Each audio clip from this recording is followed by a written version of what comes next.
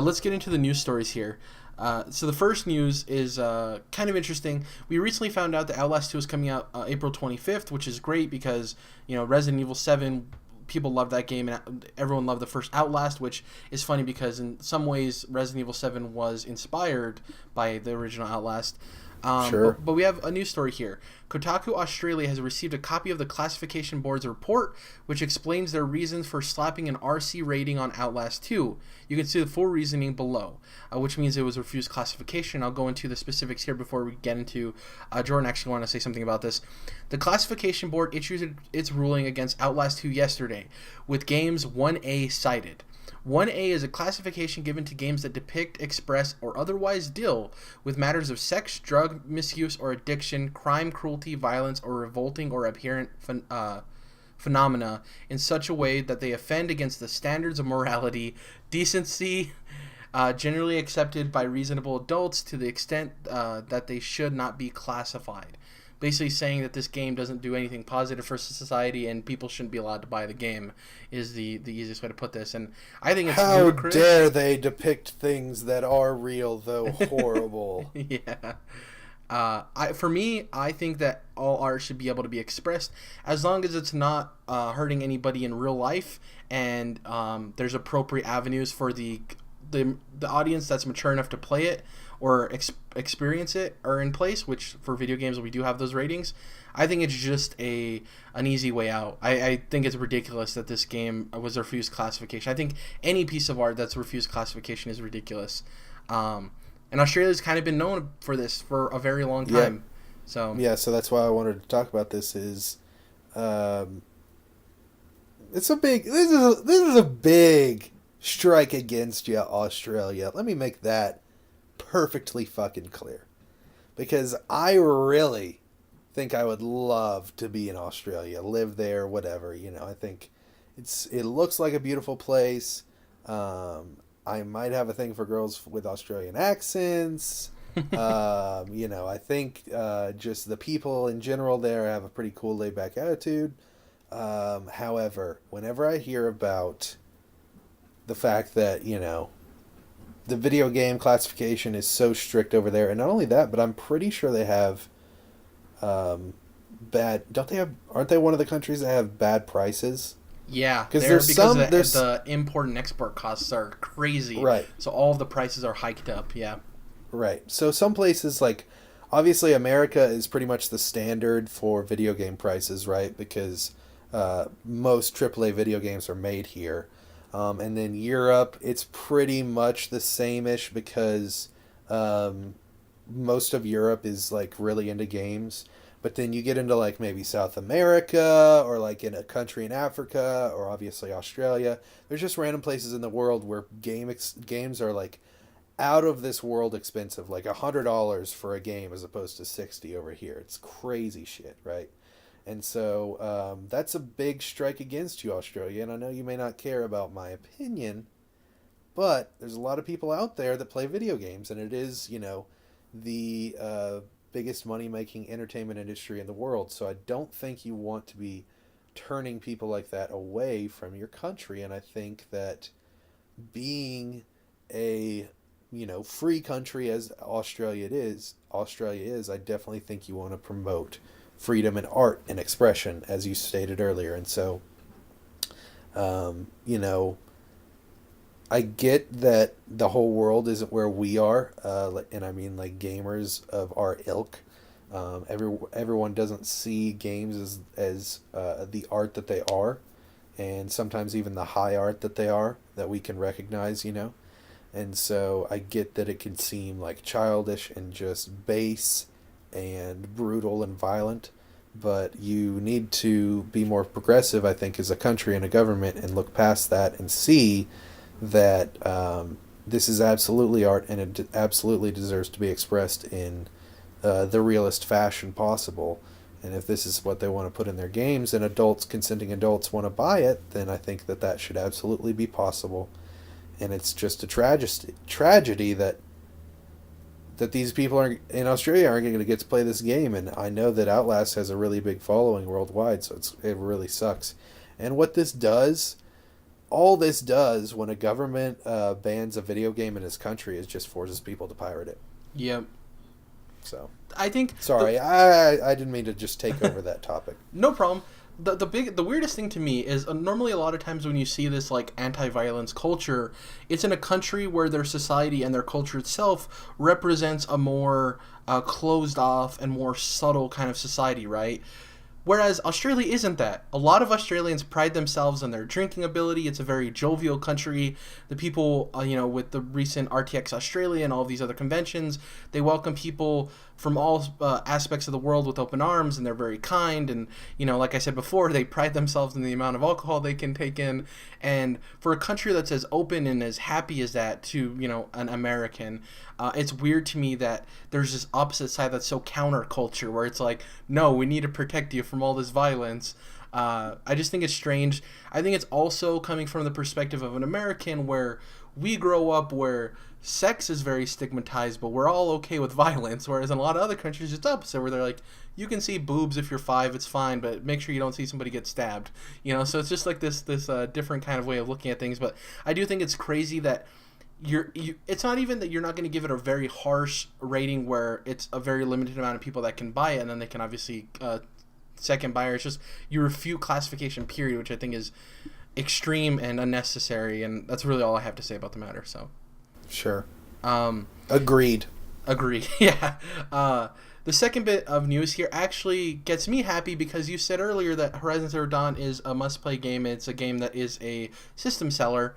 Well, they recently announced via the PlayStation blog that PlayStation Now is going to be bringing PS4 games to the service. That meaning you can play PlayStation 4 games through PlayStation Now on your PS4 as well as PC. Remember, about 2 weeks ago or so, there was the announcement that they're removing PlayStation Now from literally everything except for PS4 and PC. This makes sense. I think this is huge for the service. This is great. We were talking about what can they do to improve the service. I still have some major hangups with the service itself. One being that they haven't announced anything with the price. As far as a month-to-month, they said for a year it'll be like $100 or something. But I still think that they need to get more aggressive with their price point, just to show that. And the funny thing is the Xbox Game Pass isn't a move to necessarily compete with PlayStation to have people move over.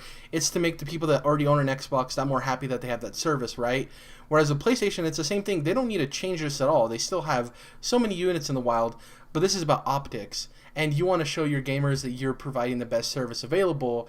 And PlayStation, though, they have so many units out there, they've shown that announcement for the PS4 is kind of counterintuitive to what's happened since. Xbox has gotten the backwards compatibility. PlayStation hasn't. PlayStation Now seemed like a service that they invested in because they were going to make the most of it. And we've talked about it at length. It was kind of a dud. And this is a great move in that aspect. And this is great for somebody like me who, people are talking about what's the point of me owning an Xbox if I can play all the Xbox exclusives on PC? Somebody can make that case now. Potentially, what's the point of me owning a PlayStation if I can own play the PlayStation exclusive on PC? Because you know what, the whole argument to that doesn't make any sense. People can't afford a PC. There's a difference between buying a console that can play Horizon Zero Dawn comfortably and buying a PC that can play Horizon Zero Dawn comfortably. And those are two different price points. And I've hated the argument for the longest time. Like, Xbox is biting itself in the foot because they're not giving anybody a reason to buy an Xbox. It's like, I hate that argument. And I think gamers win on all accords. And, it's all about selling software. They want to sell hardware, but the more software you can sell is great too. But anyways, I just want to say that this is really cool because I can't wait to play PS4 games on my PC. So, just a note there, though, you're not actually running Horizon on your PC. You're running it on an external Sony server. And that's another point. PC. Yeah, we haven't even talked about. That's another point that they need to prove. Not only the price point, but streaming versus downloading, or having your option to do both. They're not gonna change that, dude. Trust me, because then that really shows that Gaikai purchase was bullshit. Not bullshit, but just a terrible fucking decision. And it also would be like copying Xbox after they were the ones that had this service out in the first place for so long, and so they're just not gonna do that, which sucks. But yeah. And that's the whole argument that's very funny in this space now because, like, I'm not faulting PlayStation by any means. They have great games. And, last year's press conference was great, even though 90% of those games don't even have release dates. And people complain about seeing games too early. But then on the other hand, Xbox is doing all these services very good, but then they don't have the exclusives necessarily. So it's like this weird thing of, we've talked about it before, of like, neither of them is doing everything correctly. So it's really interesting that PlayStation is so far ahead. I mean, there's reasons for that. It's not crazy by any means, but it's funny that they're both doing things that the other wishes they could do better, And this is good. It's a good step. I don't think this fixes the problem at all, but I do think this is a good step, and it was kind of, glaring us in the face when we saw that they removed support for literally everything else. It's like, oh, okay, something's happening here.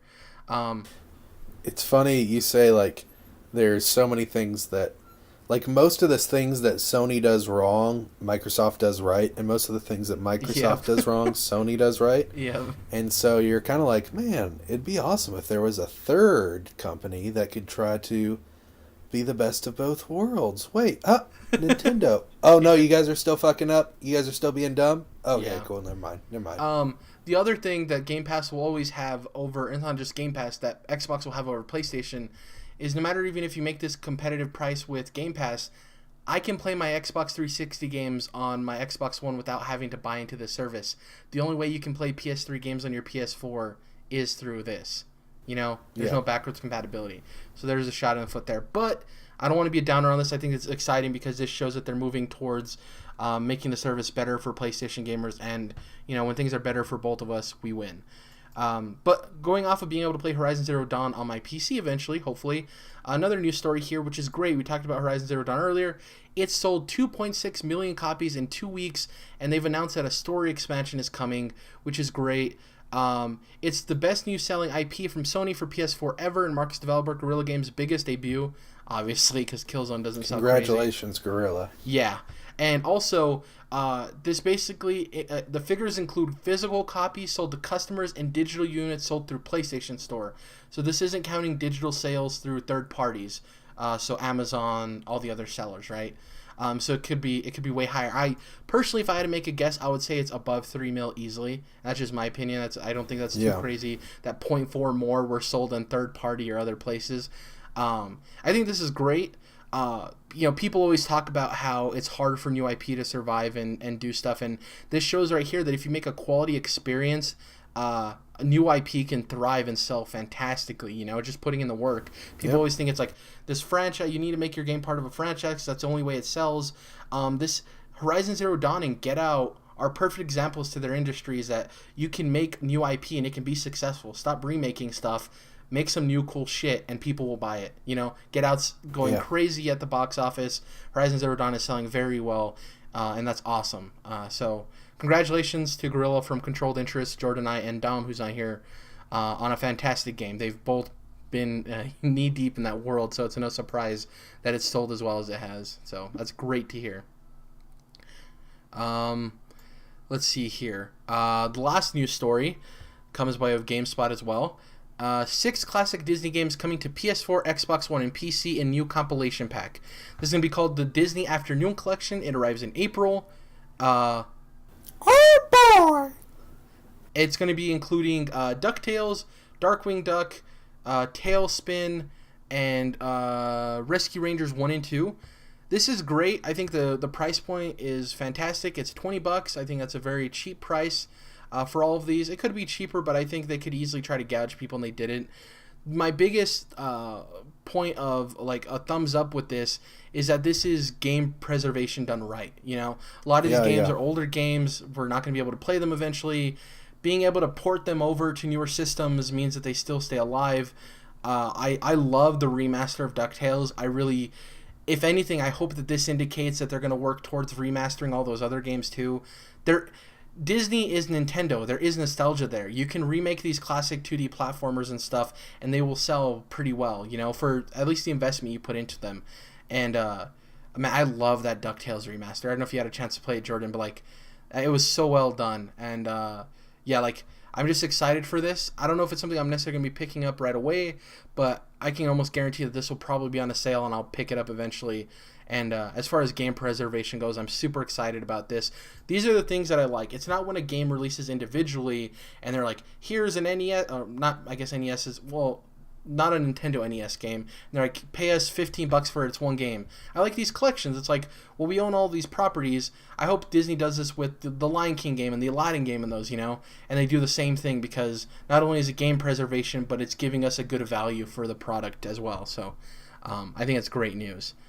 I really want us to get to a point, and I think it's like the gaming singularity, I guess you could call it. Maybe it'll be PS5, maybe it'll be PS6, but I'd really like it if we could have, like, let's say it happens in PS5 generation, to where PlayStation has all the PS5 games, all the PS4 games, all the PS3 games, all the PS2 games, and all the PS1 games, all available on PlayStation Network for purchase, download, and play on the singular console, whatever it may be called, PS5 or whatever.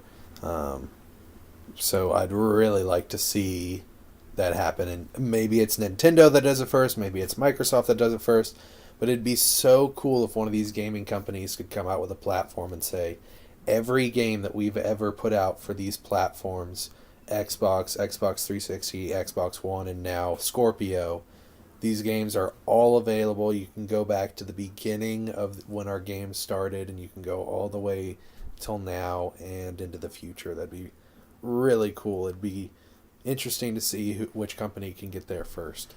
It's funny too because Nintendo and Microsoft are kind of ahead of PlayStation in that regard because Nintendo has the eShop with all their classics, but it's kind of a weird thing where not all of the games are available, and obviously with the Switch, none of the games are available at launch.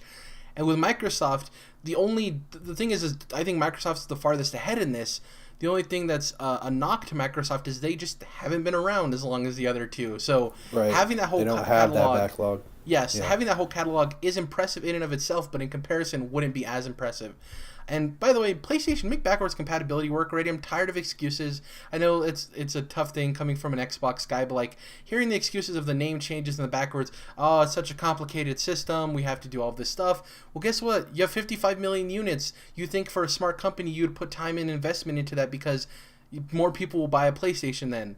I just don't understand the excuses. Well, it bothers me. As far as the name change, they have put time and money in. It was a poor business decision and technological decision that they made when they set up the PlayStation Network based on, your name on your profile as opposed to giving you a identification number for your profile. We've talked about that before. So that was just a poor decision that was made a long time ago that is very hard to reconfigure once you're, 10 years plus down the road. However, Jared, you're talking crazy right now because there's absolutely no way Shuhei Yoshida could not tinker for the rest of his life and he would still not be able to play a PS1 game on my PS4 Pro. There's just no way. I mean, sure, it can do Horizon in 4K, Jared, but there's absolutely no way that Final Fantasy VII would ever run on my PS4. Oh, wait. It already fucking does. Just put PS1 and PS2 games on the goddamn PSN for PS4. Can we just do it? It's fucking stupid that it's not already that way. Like, I get the PS3 thing. You've got I'm forgetting the engine. The Emotion engine, that was PS2. The Cell processor, that was PS3. I get that that's very hard to emulate, especially when, PS4 is more powerful than PS3, but it's not 5 times more powerful, for example. Yeah. So I get that. I get the PS3 thing. But the fact that there's only a handful of PS2 games, and all the PS2 games and all the PS1 games that I have on my PS3 that I bought on PSN can't be played on my PS4, it's absolutely ridiculous. My PS4 Pro, it can run 4 fucking K. Yeah, I agree with you. It's a shame that isn't the case, It's like, come on, PlayStation. To me, looking on the outside of not being a PlayStation gamer, in this generation anyways. It's kind of like, you see like this storefront where they're selling, like, for instance, all these ice creams. People are loving these ice creams. It's like, oh, Right. these are so great. And then you look behind the curtain, and it's like, man, these work conditions aren't great. These workers seem like they're not getting enough They're time like, off. It's like, oh, Hey, can I get a cone? This ice cream's just melting all over my hand. Like, sorry, can I get I hope something you to like the put ice this- cream. yeah, like we don't have any cones or bowls. We didn't think about it 10 years ago. Sorry. Yeah, but our ice cream's so good, you'll just take a scoop in your hand, won't you? You fucking surf. Yeah. But yeah, it's frustrating, like I've said before, because Xbox would be far ahead of PlayStation if it just had those exclusives, man. Because it's nailing all the services. PlayStation, it already is ahead, but it could just be decimating Xbox if it just had the services. So we've gone over that time and time again. It's funny to see the parallels between those two companies, and it's so funny. And honestly, it seems like the exclusives thing, though it does take a lot of time and investment as far as building relationships, is the easier thing to fix in a quicker way than these services, because it seems like, as we've seen, the way PlayStation set up everything, these services are going to take a long churning process to try to fix and figure out, So it's on Microsoft to, shoot first and get people excited and get some exclusives, so that way they're on top moving forward. So we'll see what happens there.